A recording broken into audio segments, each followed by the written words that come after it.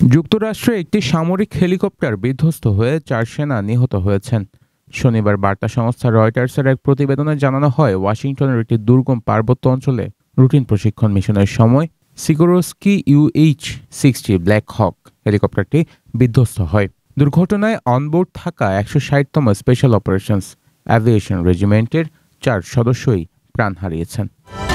বুধবার স্থানীয় সময় রাত 9টার দিকে জায়ান্ট বেস লুইস ম্যাককর্ডের কাছে এ দুর্ঘটনা ঘটে। মার্কিন সেনাবাহিনীর পক্ষ থেকে জানানো হয়েছে, নিহতরা ছিলেন বিশেষ দক্ষতাসম্পন্ন অভিজাত সেনা। ফোর্ট ব্র্যাগের commander lieutenant general Jonathan Braga বলেন, তাদের এই আত্মত্যাগ সেনাবাহিনীর সর্বোচ্চ মূল্যবোধের প্রতিচ্ছবি।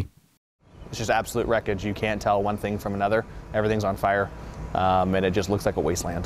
বর্তমানে দুর্ঘটনাস্থলে উদ্ধার তৎপরতা চালানো হচ্ছে। ঘন বন, আগুন ও দুর্গম ভূপ্রকৃতির কারণে অভিযান ব্যাহত হচ্ছে। দুর্ঘটনার কারণ জানতে তদন্ত চলছে। News desk, news today.